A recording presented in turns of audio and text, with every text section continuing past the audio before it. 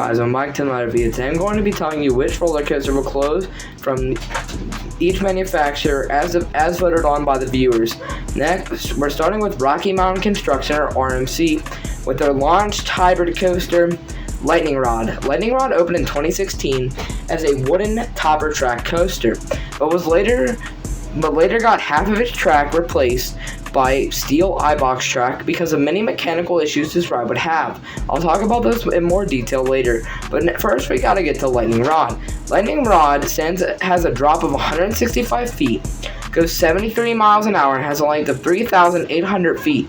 This is one of the best coasters in the world, and it's definitely the best coaster at Dollywood. Sadly, I didn't get to ride it because it was closed when I went, and I'm going to be telling you why I think that was later in this segment. But first, let's talk about Lightning Rod and its best element, the quad down. Lightning Rod's quad down is one of the best airtime moments on any coaster on the planet, and definitely the best ones at Dollywood. Now let's get into some of the problems Lightning Rod has, and that is this ride struggles to launch most of the time. This ride has many rollbacks and missed launches altogether, and this is one of the reasons that most of the track was replaced by steel eye-box track, because a wooden track would separate too much and cause the launch to not work as shown in this video right here. And now let's get on to Intamin. Intamin's next coaster to close, as voted on by the viewers, is Accelerator at Knott's Berry Farm. Accelerator at Knott's Berry Farm has been standing but not operating since 2022. It is going to reopen very soon, and the guess is sometime in July. Now let's talk about Accelerator a little bit. Accelerator stands at a height of 205 feet, has a speed of 82 miles an hour, and has a length of 2,202 feet. This coaster would be used as a test for Top Thrill Dragster that would open at Cedar Point in 2003, just a little bit after Accelerator. Now let's talk about some of the issues Accelerator has. Accelerator's main problem is its hydraulic launch. These are known for their horrible reliability, even making Top Thrill Dragster be converted to what we are guessing at this point LSM launch. Could this happen to Accelerator in the future? That is definitely a possibility for this coaster's future, and this is considered a new coaster, as that's what Cedar Point is considering Top Thrill Dragster. And another issue this ride has had is cable snaps, like many other Intamin Accelerator coasters. And these have caused injuries in a few cases, and it's not a good look for Knott's Berry Farm. Let's hope this coaster can run smooth when it reopens very soon. Next is B&M with Vortex. Vortex is a very old B&M stand-up coaster that operates at Carowinds, and this ride, from what I can understand, has not opened all season. This could mean the end of Vortex is coming very, very soon. Now the question is, what will replace Vortex? Who knows? But Vortex is a B&M stand-up that stands at a height of 90 feet, goes 50 miles an hour, and has a length of 2,040 feet. This ride has 2 inversions and is one of the worst coasters on the planet, and it's not even worth the credit at Carowinds according to theme park predictions and a few other sources. And somebody even mentioned that it's ironic that the worst B&M resides in the park as the best B&M, Fury 325. Now, I don't agree Fury is the best, but I could definitely probably see why Vortex would be one of the worst, if not the worst, out there. Because stand-up coasters, up to this point, up till Pipeline the Surf Coaster, were not very good, because they were very uncomfortable and were known for their awful restraints. These rides probably caused a lot of headbanging, and I will never know because I probably will never get to ride it. Next is the Gravity Group with Wooden Coaster Fireball. Wooden Coaster Fireball opened in 2009 as one of the first Gravity wooden roller coasters. This was a very hard manufacturer to pick, considering they are pretty new and they don't have many old coasters at this point. There are some rough ones out there, but most of them have gotten a retrack like Mindblower just did this year by Rocky Mountain Construction. Now let's get into the stats of this coaster. This coaster stands at a height of 108 feet, has a speed of 56 miles an hour, and has a length of 3,819 feet. Since this is one of the earlier Gravity Group coasters, it does not have an inversion as featured on Hades 360, and as I mentioned earlier, Mindblower. This makes it a less thrilling ride, but I have heard this ride has good airtime, considering it was built by the Gravity Group, and that's one of the main things they were known for. Now you may be asking why are Hades 360 or Voyage not an option.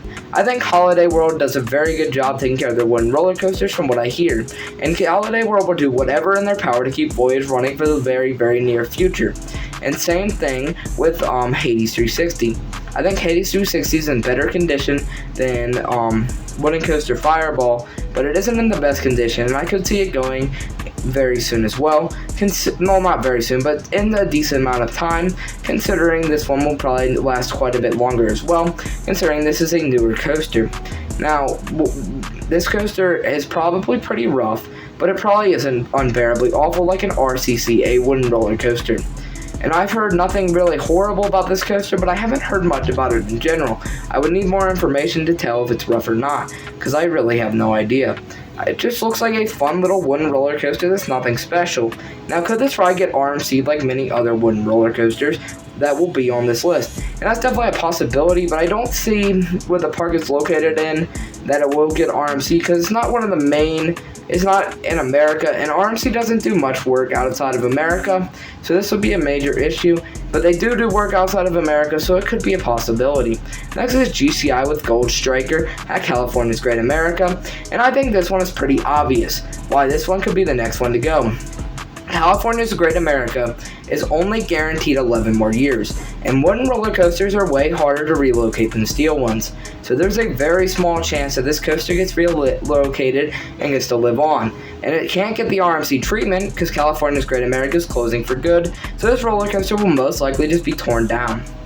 Now let's talk about this coaster's stats. This ride stands at a height of 108 feet, has a speed of 53.7 miles an hour, has a length of 3,197 feet. It's kind of sad that this coaster will have to go in the next 11 years most likely, because I've heard this is a pretty enjoyable ride, even though it does run rougher than a ride like Mystic Timbers. But Mystic Timbers is a newer ride, so that could be expected, but Mystic Timbers runs very smooth, and this one has been very rough for a while, so I don't see this coaster really having much of a future as it will probably be torn down with California's Great America when they decide to close that park for good. Now, could this coaster be saved? This is a possibility, but where is Cedar Fair going to send it, and what is the value in saving it? This is not a major roller coaster like many others. Gravity Group, Cedar Fair does a lot of work with Gravity Group, so I'm sure they could just get the park that's going to get this a ground-up Gravity Group GCI coaster, because that is pretty common knowledge that they work together a lot like they did for Zempezi Zinger, Mystic Timbers, and a few other coasters. Could this coaster go to Michigan's Adventure? I'm not ruling that out, but I don't see that being very likely, considering wooden coasters don't get relocated very much. Next is Crazy Cobra. Crazy Cobra is a Premier Rides LIM launch coaster. This is an outside version of it doesn't even look like their spaghetti bowl coaster. I don't even know what model this is, but it stands at a height of 78 feet, has a speed of 60 miles an hour, and has a length of 2,705 feet. This ride acts in 4 inversions and looks like a pretty decent ride. However, it has been, I think, standing but not operating for a little bit. It might be reopened now, but I'm not sure because it was standing back but not operating from 2016 to 2018. And there's not many videos of this coaster out there, and they're very hard to find, and those restraints look absolutely horrible. Unlike the rides like Flight of Fear and Backlot Stunt Coaster, this ride has over-the-shoulder restraints with large padding. These look like they would have severe headbanging, and considering I haven't heard much about this coaster, I'm going to have to go with it does probably have a lot of headbanging. Now, these don't look like the worst restraints on the planet, because they don't look very hard, but I feel like they would get really close to your head, and there would be a lot of banging against the restraints throughout this ride, considering it could be rough. There's not really much known about this coaster, but since it's located overseas, I'm sure they don't take as good care of their coasters as a park like Kings Island or Cedar Point or Holiday World, one of these really amazing parks that does everything they can to keep their coasters running great and smooth. Now, could this coaster be saved at some point?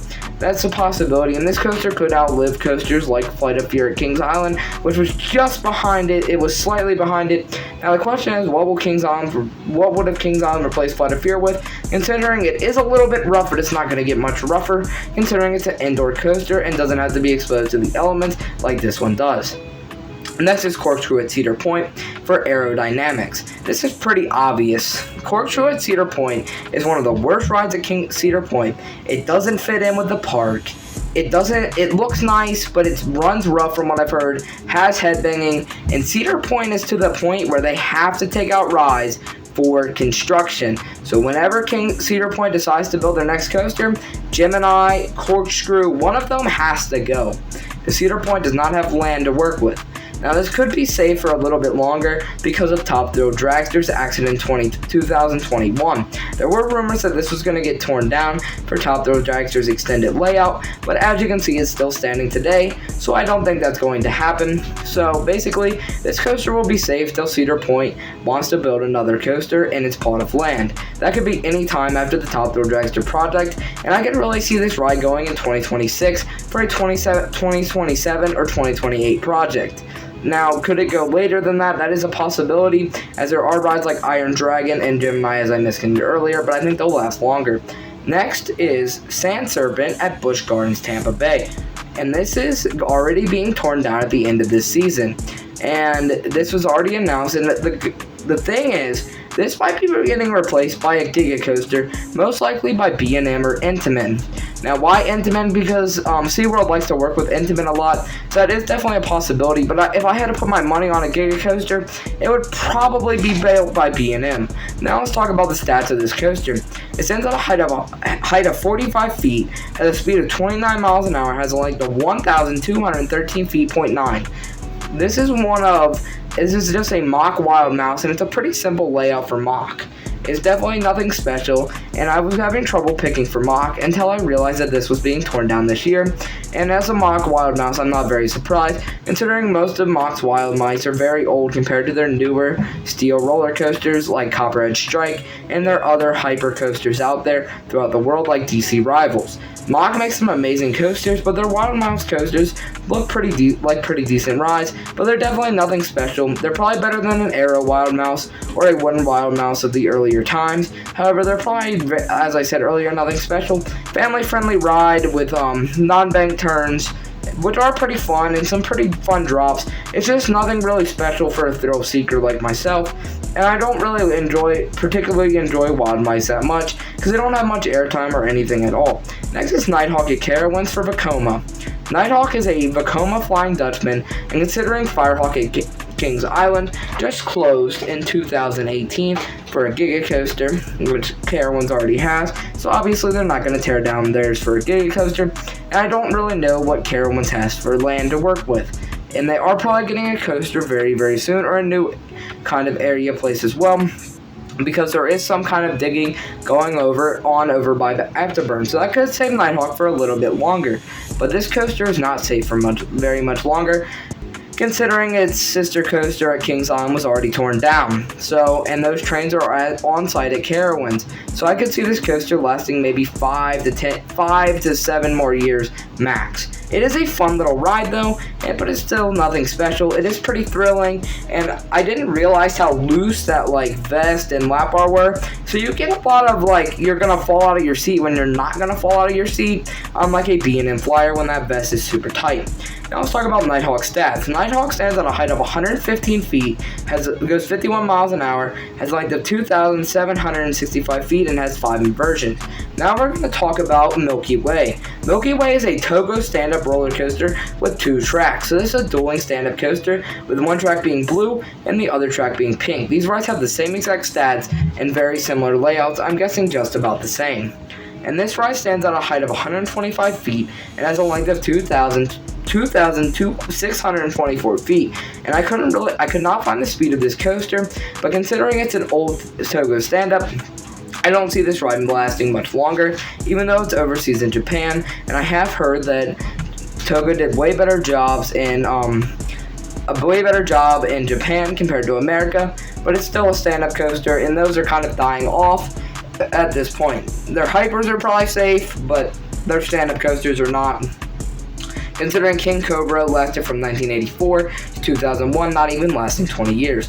Now this is a smaller model with 0 inversion, so it's nothing really special for a stand-up coaster, and these rides are known for being rough and having uncomfortable lap bars and a little bicycle seat. So this ride cannot last much longer, even though it's overseas in Japan.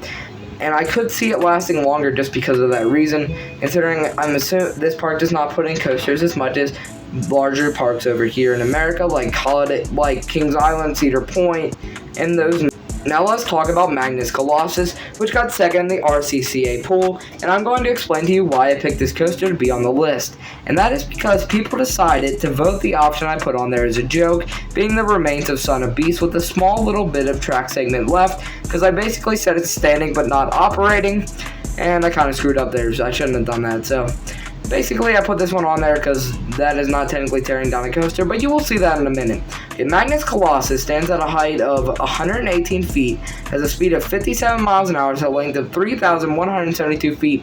And knowing this is an RCCA wooden roller coaster, I'm assuming this ride has horrible structure, bounces up and down on the track, and is very, very rough, as most RCCA coasters were during this time, and considering they went out of business very quickly. And this ride kind of looks very similar to the Rattler at Six Flags Fiesta Texas, as it looks like it's built on some kind of quarry wall, like they did the Rattler. So this ride really has many structural issues, even though it wasn't built to be the tallest and fastest wooden coaster in the world. Considering I'm not guessing this park takes very good care of their coasters, considering an RCCA coaster still exists at their park.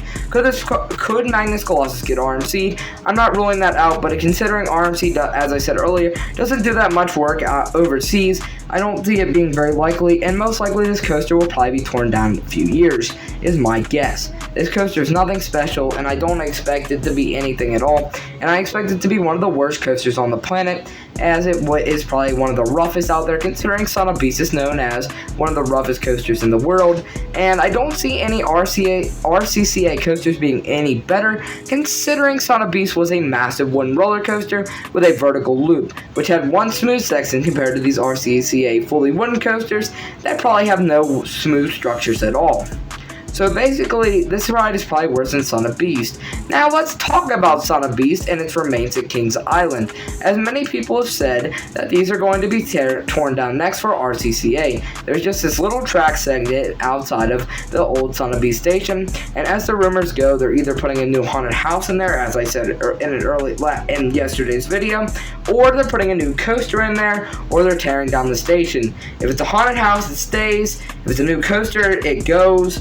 Possibly stays if RMC tried to put iBox track on it for a break section, but that's probably not likely, and they'll probably just replace it completely. It would be cool to see RMC use the old track segments and make them stay, but I just don't see that being very likely if RMC is doing this project, or GCI is another possibility for this RMC hybrid, this hybrid project, not RMC hybrid. Could be an RMC hybrid, that's what I want, but if the station does get torn down, obviously the wood is going to go. And that is a possibility considering they just cleared out the station. Now let's talk about Son of Beast. Son of Beast is a 218-foot wooden roller coaster that goes 78 miles an hour and has a length of 7,032 feet and had one inversion, a vertical loop, from 2000 to 2006 and no inversions from 2007 to 2009 after it was closed forever in 2009 and then torn down in 2012. Yet they left this track segment and now the station is completely cleared out. So who knows what's going on at Wolfpack, and you should probably go check out my video from yesterday to figure out what I think is going on, because I think this track could be staying a little longer than you might expect, depending on if it's a new coaster or haunted house, as I have guessed, because I don't think the station is being torn down like some people have said, and I think it's going to stay for the long term, because what would be the value of tearing it down, considering this is one of the most popular attractions to look at Kings Island that you cannot go inside. I hope you enjoyed this video, and thanks for watching. Bye guys, see you all next time, and always remember, number 5 is alive at Kings Island. Bye.